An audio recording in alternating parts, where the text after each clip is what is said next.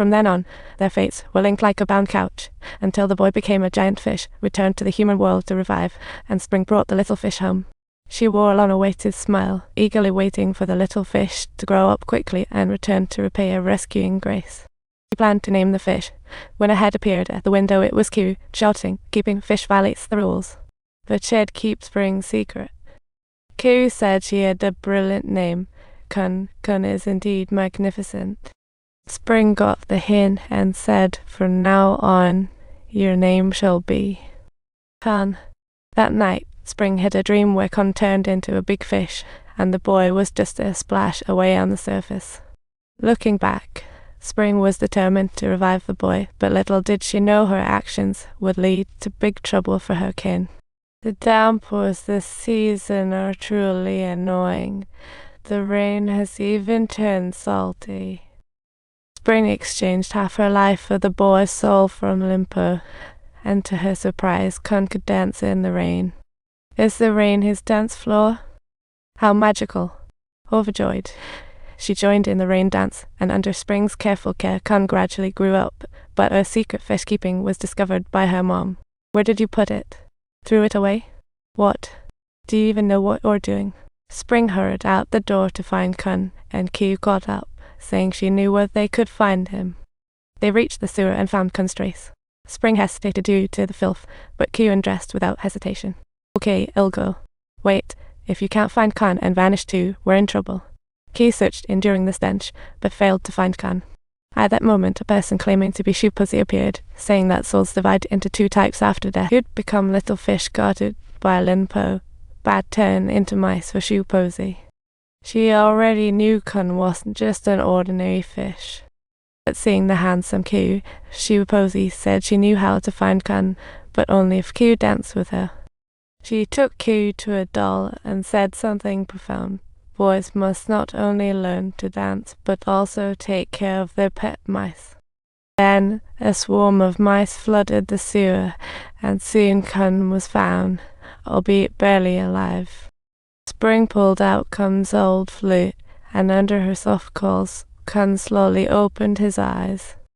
After this experience, Spring understood that home was no longer safe, so she secretly placed Chun in the well.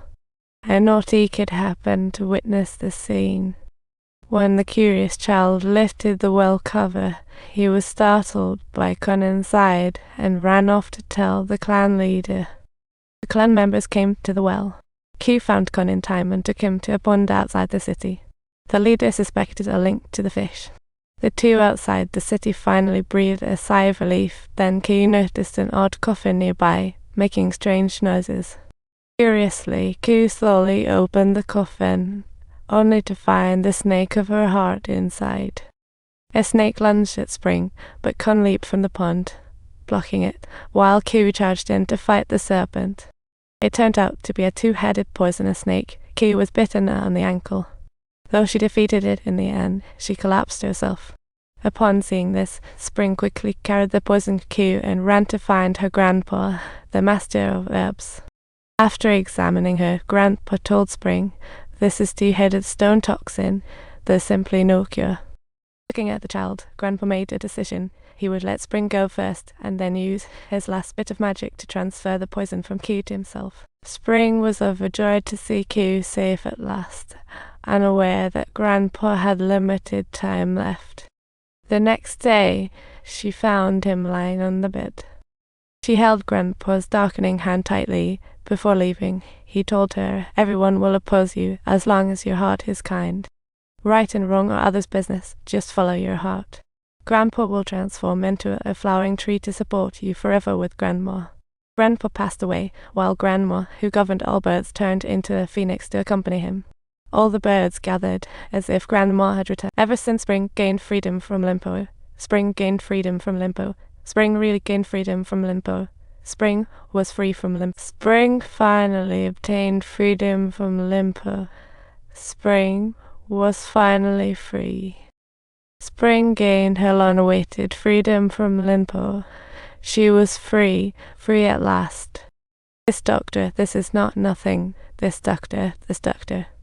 Protecting Spring, Q followed Chupozi's orders and hid Chun in the frozen river in the back mountain.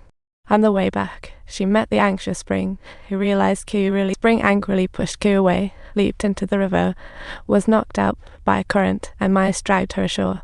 It turned out it was all Chupozi's scheme. Sweetheart, you are finally mine. With you, I can go to the human world.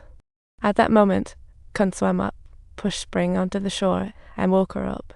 Spring was glad to see Chun. They followed the mice to a crabapple tree, and she used her magic to send herself to the surface. Sire had been searching for Q and found him. He saw the walnut in Spring's hand, which came from the lion-eater. In the heavy snow, Q initially thought of abandoning Chun, but ultimately couldn't bear to, taking them to a temple. Seeing the unconscious Spring, it was the first time Q expressed his feelings. I grew up without a companion. Grandma raised me single-handedly. I became a little tyrant, fearless of heaven and earth. But in this world, the only thing I fear is making you suffer. I never expected this. I didn't realize how important it was to you. I'm scared. I fear they might hurt you. Can you wake up?